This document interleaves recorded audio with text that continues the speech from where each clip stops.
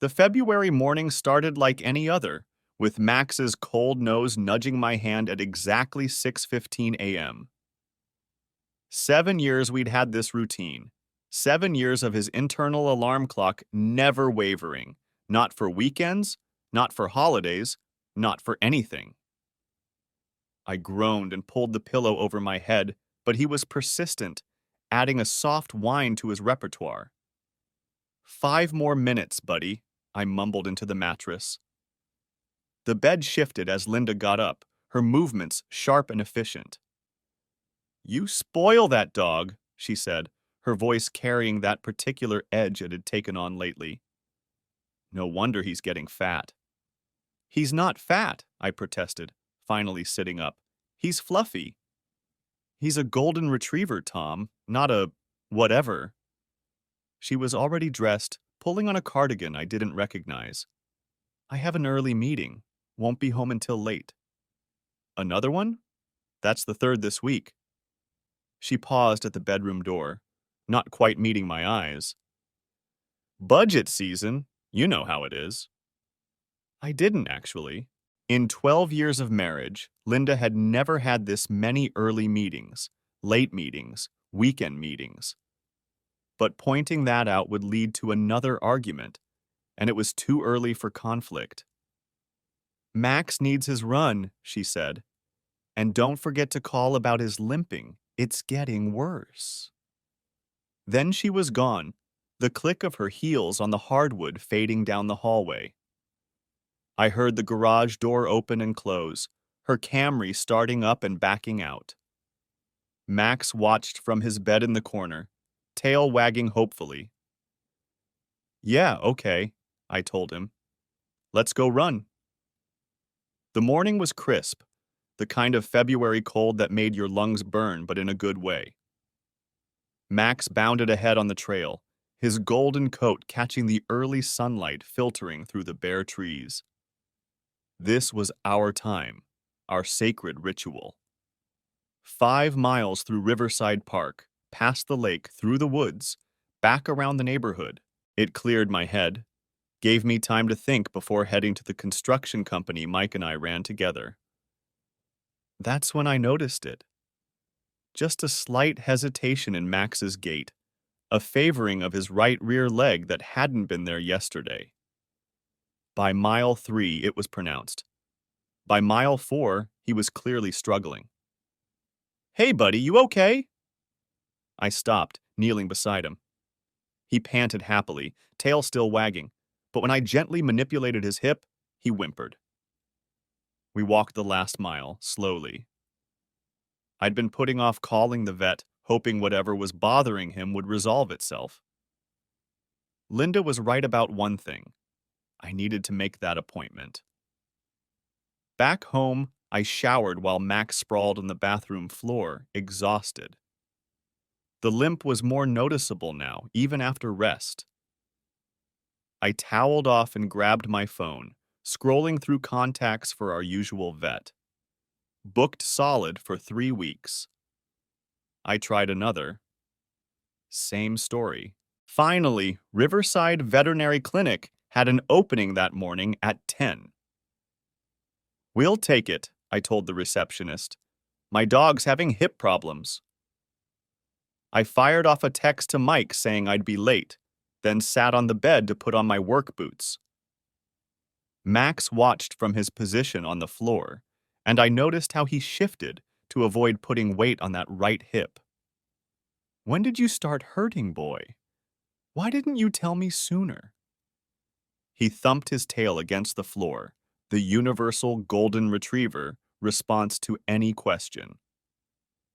The veterinary clinic was across town, in a strip mall between a nail salon and a tax preparation office.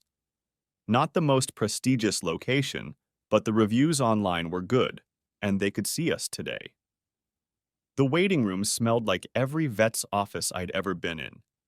A mixture of disinfectant, fear, and wet dog that somehow managed to be both reassuring and nauseating. First time here? The receptionist asked, handing me a clipboard thick with forms. Yeah, our regular vet is booked up. Dr. Harper's excellent. She'll take good care of. She glanced at my paperwork. Max. I settled into a plastic chair that had seen better days. Max pressed against my leg. A woman across from us wrestled with a carrier containing what sounded like the world's angriest cat. The yowling was impressive, operatic almost. A small dog of indeterminate breed yapped incessantly from another corner. Max, ever the gentleman, simply observed with mild interest. I filled out the forms: name, address, emergency contact, Linda's cell, previous medical history, minimal, current concerns, lameness, right rear leg. Standard stuff. Under how long have you noticed symptoms? I hesitated, then wrote 3 weeks. 3 weeks since that first slight favoring of the leg. 3 weeks of me hoping it would go away. 3 weeks of Linda telling me I was overreacting, that dogs limped sometimes, that I babied him too much. She's probably right, I muttered to Max. I do baby you. He leaned harder against my leg, offering comfort I didn't know I needed. Mr. Johnson? A tech in cartoon dog scrubs appeared. We're ready for Max. The examination room was small and sterile, with posters about heartworm prevention and dental care covering the walls. Max immediately tried to hide under the bench, all 70 pounds of him attempting to become invisible. He's not a fan of vets, I explained. The tech smiled. Most aren't. Let's get his weight first. 72 pounds. Linda would have something to say about that. The tech took his temperature, normal, checked his heart rate, slightly elevated, probably from stress, and asked about his symptoms. It started subtle, I explained. Just a slight limp after runs. But it's gotten progressively worse. Now he's limping even after rest.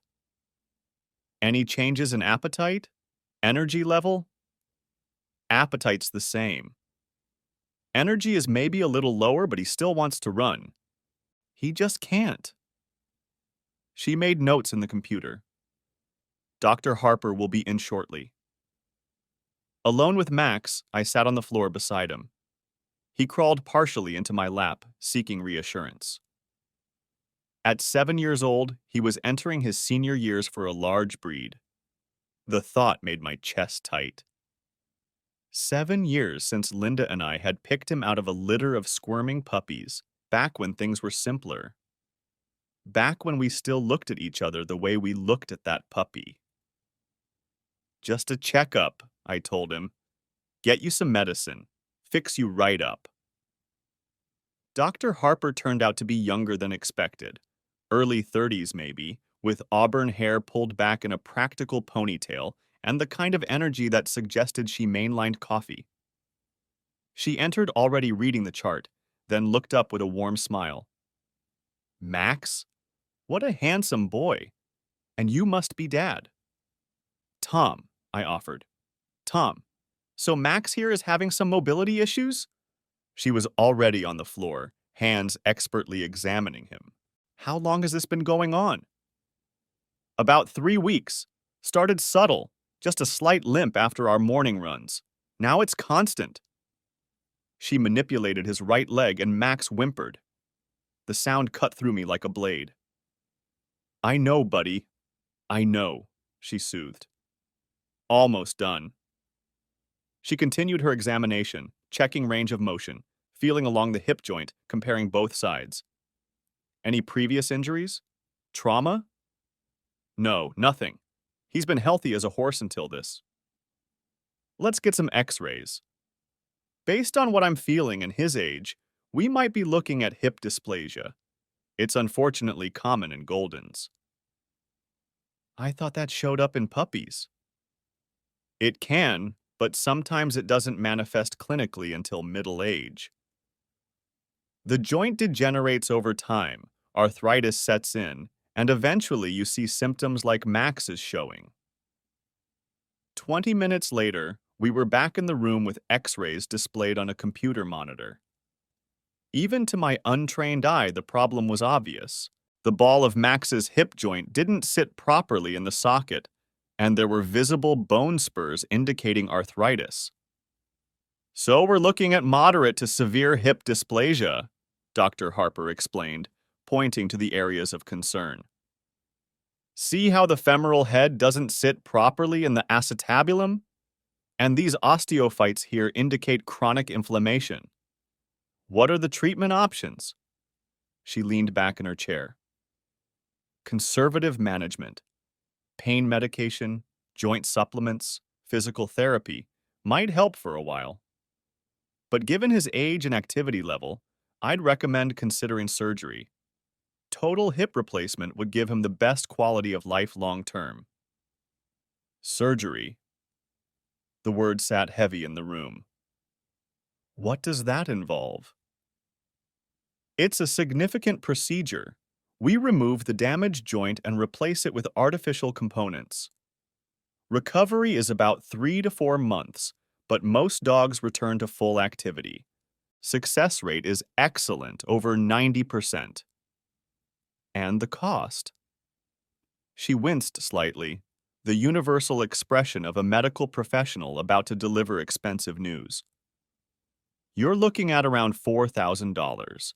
That includes the surgery itself, hospitalization, medications, and follow-up care. $4,000. I felt my stomach drop. We had it, technically. But Linda had been planning our kitchen renovation for months. She'd picked out granite countertops, stainless steel appliances, had a Pinterest board with hundreds of ideas. She'd been saving for 2 years. I know it's a lot, Dr. Harper said gently. We do offer payment plans. Let me pull up our options. She turned to her tablet, swiping through screens. Actually, perfect timing. Oh, her face brightened. Mrs. Johnson was here yesterday with Fluffy and already discussed our payment options.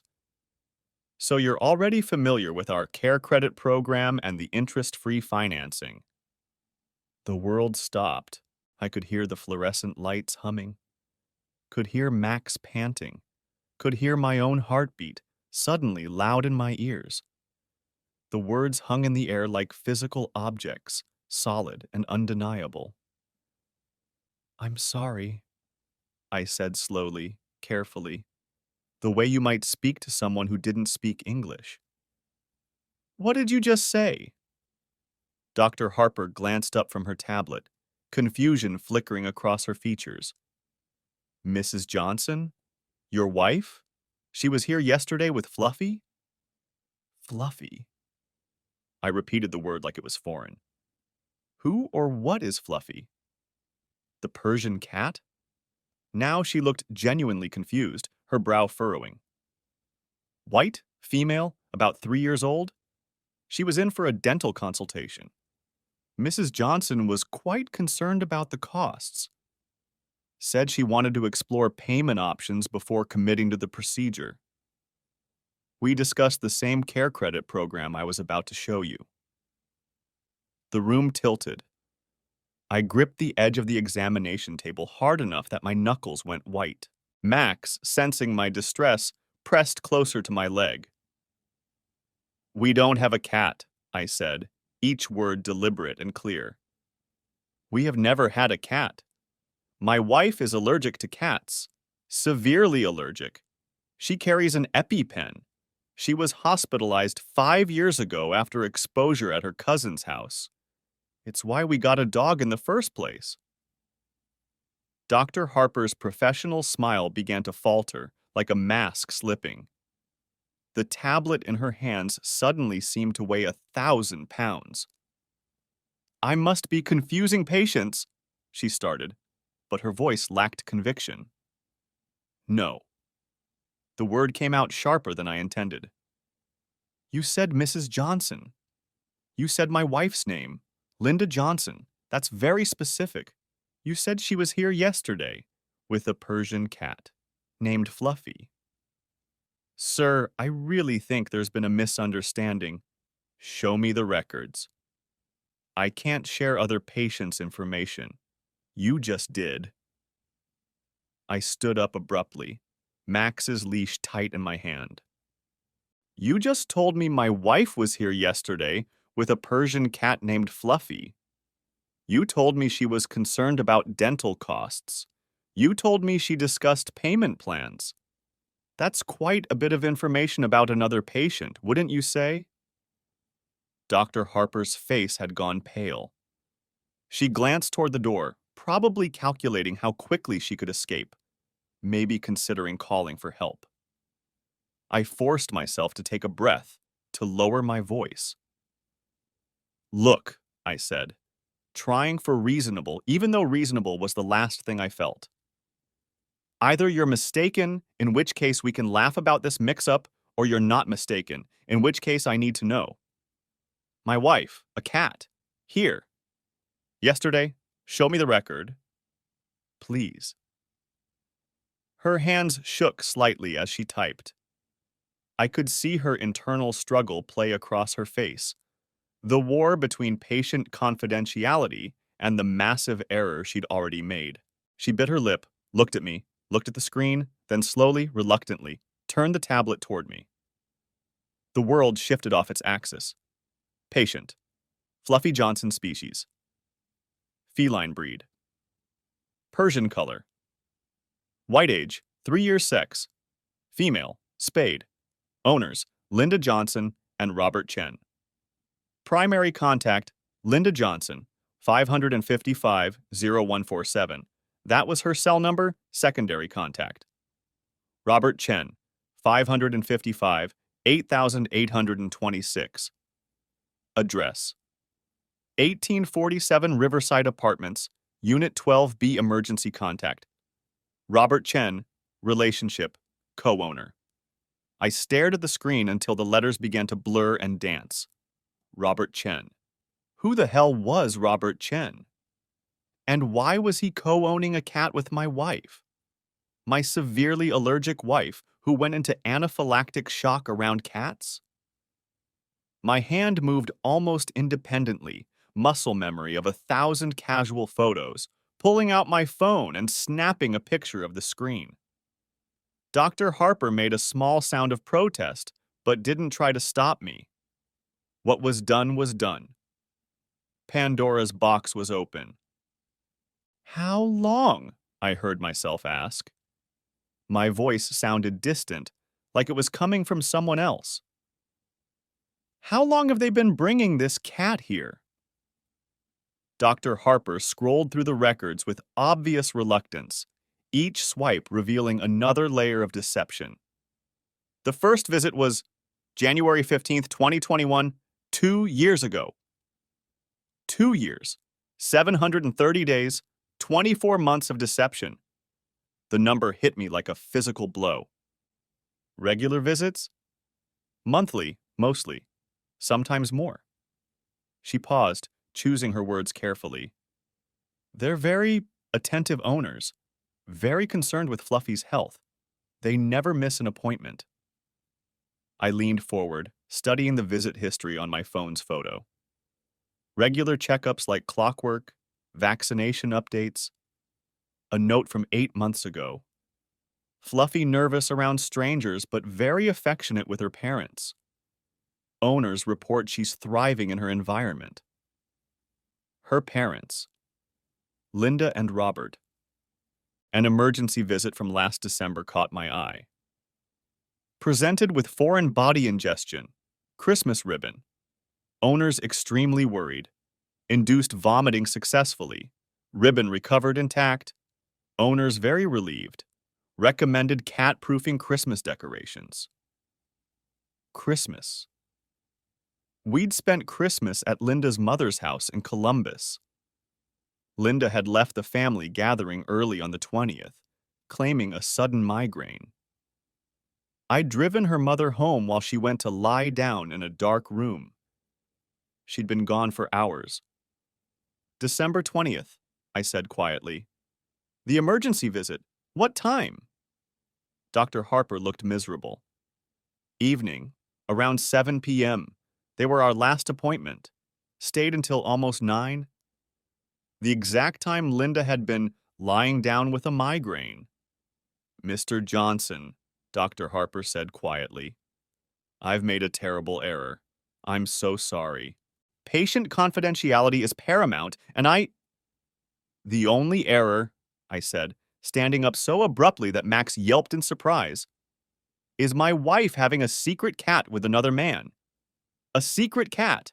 For 2 years. Who does that? Who has a secret cat? I was aware I was repeating myself, aware I probably looked insane, but I couldn't stop. The absurdity of it was overwhelming. Not an affair, well, maybe an affair too, but a secret cat. A Persian cat named Fluffy that she'd been co-parenting with someone named Robert Chen for 2 entire years while I slept in our bed, oblivious. Is there anything else I should know? Any other pets in that file?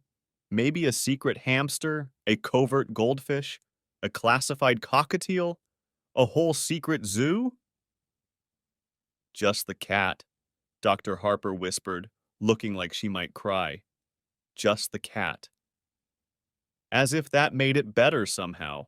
As if one secret pet was acceptable where multiple would cross some line.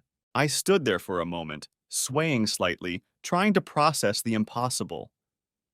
My wife of 12 years, the woman I'd exchanged vows with, bought a house with, planned a future with, had a secret life. Complete with a pet, and a man, and an apartment I'd never heard of. The address, I said suddenly. 1847 Riverside Apartments. Where is that? I can't. You already did. You showed me the record. Where is it? It's on the east side, near the university. 20 minutes from our house. 20 minutes from our life. 20 minutes from everything I thought was real. I need a minute, I said, then laughed at the understatement. Actually, I need a lifetime to process this, but a minute will have to do. I sat back down heavily, Max immediately trying to climb into my lap despite his size. Dr. Harper stood awkwardly, clearly unsure whether to leave or stay, whether to call security or offer comfort. 2 years, I said, more to myself than her. 2 years of vet visits, monthly appointments. That's 24 visits minimum. 24 times she lied about where she was going. 24 times she came here, with him, with their cat. Mr. Johnson. All those yoga classes, book clubs, late meetings, shopping trips that never resulted in purchases, visiting her sick mother, who, now that I think about it, hasn't been sick. I laughed, but it sounded more like a sob. She was here, or at that apartment, with Robert Chen and Fluffy. My phone buzzed. Text from Linda. How did Max's appointment go? Sorry I couldn't be there. This meeting is dragging on forever. This meeting. I showed it to Dr. Harper, who looked like she wanted to disappear into the floor. She's at a meeting, I said. Very important meeting. Definitely not at an apartment with a cat she's allergic to. What are you going to do? Dr. Harper asked quietly. I'm going to meet Fluffy, I heard myself say. And Robert Chen. And then I'm going to find out why my wife needed a secret cat badly enough to lie to me for 2 years. Maybe you should call someone first? A friend? Family? So they can talk me out of it? Tell me to be rational? There's nothing rational about this situation. I stood up again, steadier this time. Thank you, Dr. Harper, for your mistake. It might be the best thing that's ever happened to me. Mr. Johnson, about Max's hip. We'll reschedule. Right now, I have a cat to meet. I left the clinic in a daze, Max limping beside me. In the parking lot, I sat in my truck for 10 minutes, staring at the photo of the vet record on my phone. Linda Johnson and Robert Chen, co-owners, 2 years of regular visits, an address I'd never heard of, a life I knew nothing about. I pulled up Google Maps. 1847 Riverside Apartments, 23 minutes away. 23 minutes from the house where I'd kissed Linda goodbye this morning, where she'd complained about Max being spoiled, where she'd put on a cardigan I didn't recognize for an early meeting that probably didn't exist. My finger hovered over Mike's contact. My brother would know what to do. He always did. He was the rational one, the planner. I was the one who acted on instinct, who jumped first and figured out the landing later. It's why we worked well together at the construction company. I hit call. Hey, what's up? Mike's voice was casual, normal, the voice of someone whose world hadn't just imploded. Mike, you're not going to believe this. Tom, what's wrong? You sound weird. Aren't you at the vet? I'm in the parking lot, at the vet, and Linda has a secret cat. Silence. Long enough that I checked to make sure the call hadn't dropped. Come again. A secret cat, named Fluffy. She's been co-owning it with some guy named Robert Chen for 2 years. 2 years, Mike. Tom, are you having a stroke? Should I call 911? Where exactly are you? I'm not having a stroke. I'm at Riverside Veterinary Clinic with Max. They mixed up the appointments and told me about Linda's visit yesterday with her cat. Her Persian cat that she owns with another man at an apartment I didn't know existed. That's... Mike paused, searching for words. That's insane. I know it's insane. That's what I'm saying. Who has a secret cat? I have photos of the vet records. I have the address. I'm going there now. Whoa, hold on. Wait a minute. Let's think about this. Think about what? Think about why my supposedly severely allergic wife has been playing house with another man and a Persian cat for 2 years? Think about all the times she said she was going to yoga or book club or her mother's. Think about the lies, Mike. Tom, buddy, listen to me. Come to the office. We'll talk about this. Figure out a plan. The plan is, I'm going to 1847 Riverside Apartments and meeting Fluffy. Tom, don't do anything rash. I hung up. Mike would try to talk me out of it, try to make me approach this rationally, strategically. But there was nothing rational about a secret cat. The whole situation defied logic, so why should my response be logical? I started the truck, Max whimpering softly in the passenger seat. I know, buddy. I forgot about your hip. We'll deal with that later. Right now, we need to meet your stepsister. The drive felt both endless and far too quick. My mind raced through 2 years of memories, re-examining them through this new lens. Every late night at work, every weekend conference, every sudden illness that required her to leave family gatherings early. 6 months ago, she'd come home with scratches on her arm. Deep ones, the kind that left marks. What happened? I'd asked. Gardening, she'd said, not meeting my eyes. At Mom's. Her rose bushes are out of control. Since when does your mom grow roses? She just started. New hobby. I'd accepted it. Why wouldn't I? You don't question scratches. You don't assume your wife got them from a secret cat she's not allergic to. You assume roses, even when her mother only grew vegetables. The yoga classes that never seemed to improve her flexibility. She'd been going twice a week for a year, but still couldn't touch her toes. I'd teased her about it. Maybe you need a new instructor. Maybe you need to mind your own business, she'd snapped, then softened.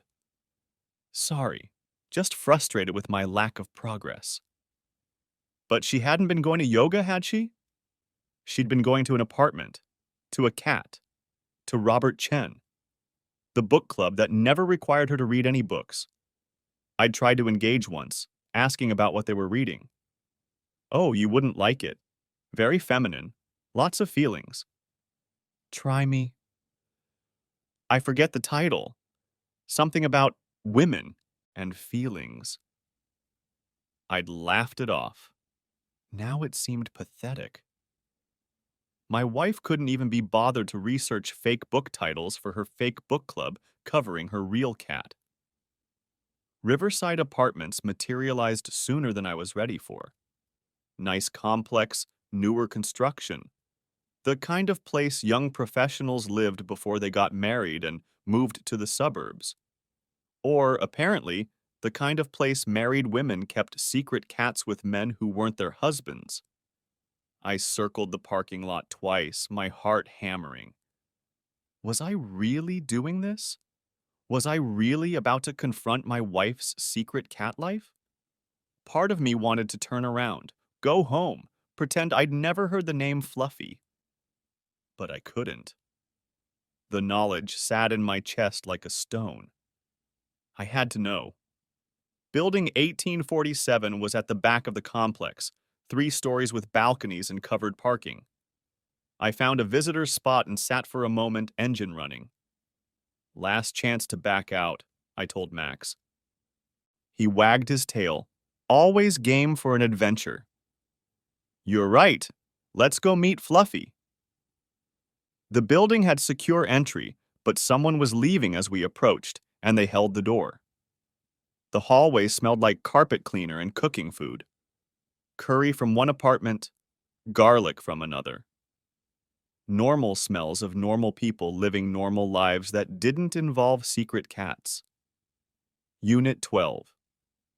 B was at the end of the second-floor hallway. I stood outside the door for a full minute, reading and rereading the number, confirming I had the right place. A welcome mat sat in front of the door. The mat had cat prints on it. Actual paw prints and the words, "Wipe your paws." Cute. Domestic. The kind of thing a couple would buy together at Target on a Saturday afternoon. I knocked. Nothing. Knocked again. Harder. Still nothing. I was raising my hand for a third attempt when I heard movement inside. Footsteps. A man's voice saying something I couldn't make out. The door opened. Robert Chen was younger than me, maybe mid-30s. Asian, good-looking in that casual tech worker way. He wore a Carnegie Mellon sweatshirt and jeans, bare feet, the picture of someone enjoying a relaxed morning at home. His expression when he saw me, a stranger with a golden retriever, was politely puzzled. "Can I help you?" Robert Chen? Yes? Cautious now, the way you'd be when a stranger knows your name. I think you have my wife's other life. I brought our real dog to meet his step pet. I watched his face cycle through emotions like a slot machine. Confusion, recognition, comprehension, panic. His mouth opened and closed several times, no sound emerging. He gripped the doorframe like he might fall without it. What? Linda Johnson. I held up my phone, showing the vet record. You co-own a cat with her, Fluffy? The vet mixed up our appointments, mentioned my wife's visit with your cat.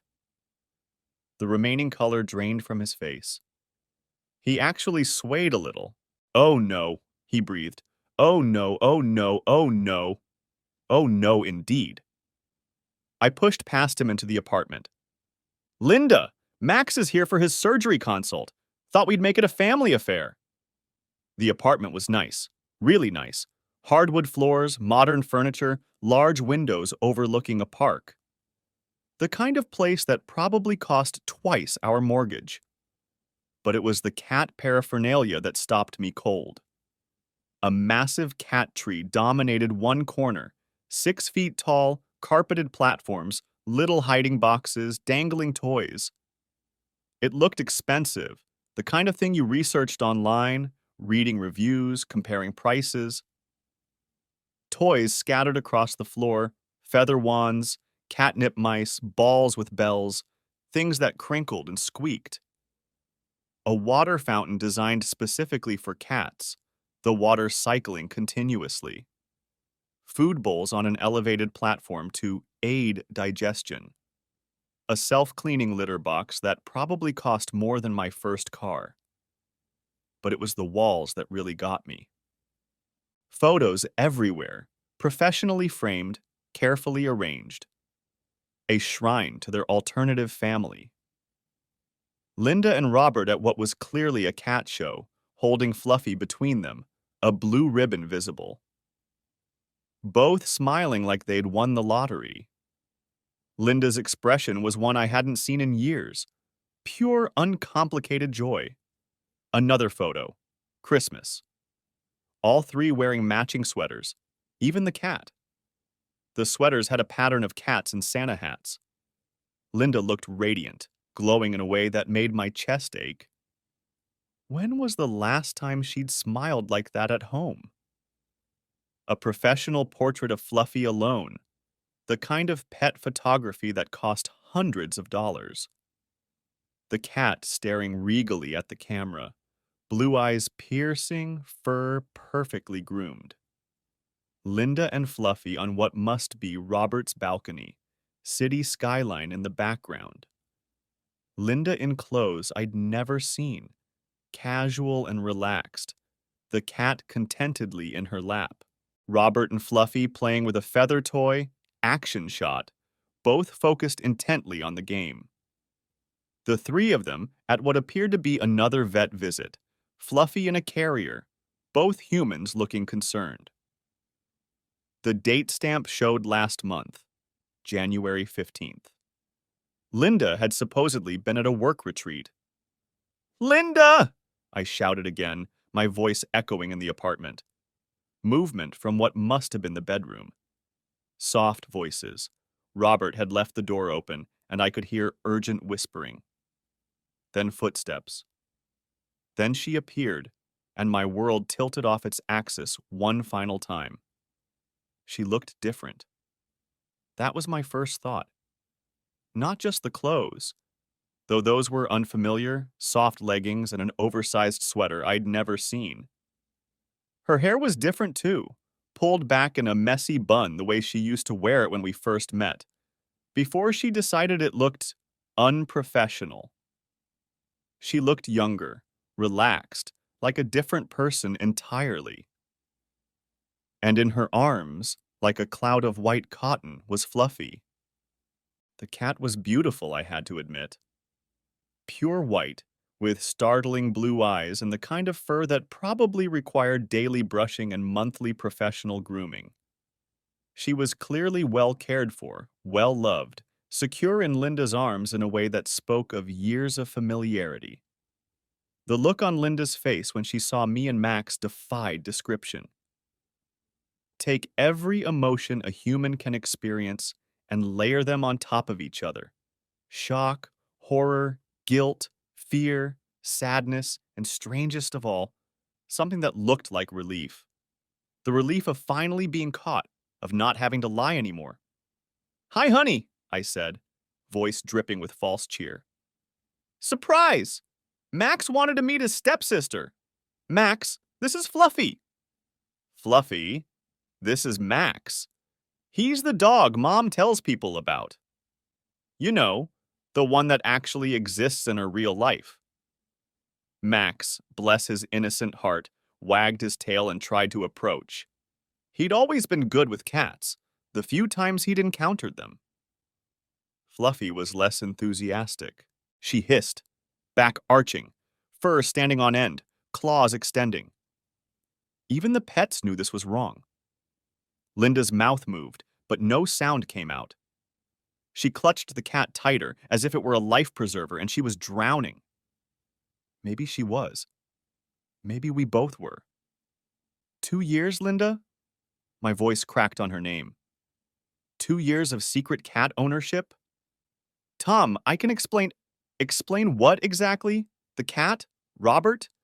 The apartment I'm guessing you spend considerable time at? The Christmas photos? The cat shows? Which part would you like to explain first? I gestured around the apartment, taking in all the evidence of a life I'd known nothing about. Or should we start with the vet bills? The monthly appointments? The emergency visit when Fluffy ate ribbon? Remember December 20th? Your migraine? Your mother's birthday dinner you had to leave early? Each word hit her like a physical blow. She swayed, and Robert stepped closer, protective. The gesture was so familiar, so practiced, that it told me everything I needed to know about their relationship. Maybe we should all sit down, Robert said, finding his voice. Talk about this calmly. Calmly? Calmly? I laughed, and it sounded unhinged. My wife has been living a double life with a Persian cat for 2 years, and you want me to be calm? Should we have tea? Discuss this like civilized people. Maybe Fluffy can join us. A door opened across the hall. An elderly woman peered out, wearing a house dress and curlers, the picture of nosy neighbor curiosity. Everything okay out here? She asked, eyes bright with interest. Everything's fantastic, I announced loudly. Just meeting my wife's other family, the one with the cat. Did you know about the cat? More doors opened. Nothing drew apartment dwellers like drama in the hallway. Within seconds, we had an audience of 3 or 4 neighbors, all pretending they just happened to need something from the hallway at this exact moment. Everyone, meet Linda Johnson! I gestured grandly. She lives in Oakwood with me and our dog, but also here with Robert and their cat. Very modern arrangement. Progressive. Tom, please. Linda finally found her voice. Can we not do this here? Where would you prefer? Our house? Oh, wait. Fluffy probably isn't allowed there. Because of your severe cat allergies. The ones that require you to carry an EpiPen. The ones that put you in the hospital that time at your cousin's house. The elderly neighbor perked up. Oh, is this your brother, Linda? You mentioned he might visit. So nice to finally meet you. The words hit me like cold water. Brother. She'd told the neighbors I was her brother. No, I said, turning to face the woman fully. I'm her actual husband. With our actual dog. From our actual house. The one where she's supposedly deathly allergic to cats. The woman's face went through several expressions before settling on scandalized delight. She disappeared quickly, door clicking shut, but I could sense her listening on the other side. The other neighbors followed suit, though I knew they were all pressed against their doors, probably texting everyone they knew about the drama in 12B. How often do you come here, Linda? I asked, turning back to my wife. She was crying now, silent tears rolling down her cheeks. The cat squirmed in her arms, probably sensing her distress. Or maybe just uncomfortable being clutched so tightly. Tom! The vet records show monthly visits, sometimes more. Regular as clockwork. Is that how often you visit your other family, your other life? When you're supposedly at yoga, book club, work meetings? This is insane. Robert finally spoke up, finding his backbone. Insane. I whirled on him. Insane! You know what's insane? Having a secret cat. Who does that? Just have an affair like normal people. At least that's understandable. But a secret cat? It's not an affair, Linda protested, finding her voice. Oh, I'm sorry. What do you call co-owning a pet with another man in his apartment that you visit regularly? What's the proper term for that? Pet-based emotional infidelity? Feline-assisted betrayal? I pulled out my phone, started taking pictures. Smile for the camera. Need to document Max meeting his step pet for posterity. For the divorce lawyer. For the judge who's going to have to figure out pet custody. I snapped photos rapid fire. Linda holding Fluffy, tears on her face. Robert looking like he wanted the floor to swallow him. The apartment number clearly visible. The cat tree in the background. The wall of photos showcasing their secret life. Please stop, Linda whispered. Stop? I'm just getting started. 2 years of lies, Linda. 730 days. Let's go through them, shall we? I scrolled through my phone's calendar, cross-referencing with the vet visits I'd photographed. May 15th. You had a conference in Baltimore. But according to Fluffy's records, she had a vet appointment that day. Routine checkup. You and Robert were both listed as present. Linda flinched. June 3rd. Girls' night out with Sharon and Beth. Another vet visit. Vaccinations this time. July 22nd. Visiting your sick mother. Funny, Fluffy needed her dental cleaning that day. Each date was a dagger. She swayed again, and Robert reached out to steady her. The gesture, so practiced, so familiar, so intimate, made my stomach turn. September 10th. The weekend I took Max camping and you couldn't come because of that work project. There was a cat show in Columbus. You won 3rd place in the long hair category. There's a photo on the wall right there. You look so proud. Stop, she whispered. October 30th. Pumpkin carving at your sister's. Except Fluffy had an upset stomach and needed an emergency visit. November 18th. Shopping for Black Friday deals with your mother. Temperature check for Fluffy. She'd been sneezing. How did you... The vet keeps excellent records. Very thorough. Every visit, every vaccine, every concern. Like December 20th when Fluffy swallowed ribbon and you were so worried. That was the night you left your mother's birthday dinner early with a migraine, wasn't it? Yes, she whispered, so quietly I almost didn't hear it. But you didn't have a migraine, you had a cat emergency. With Robert. While I drove your mother home and apologized for your absence.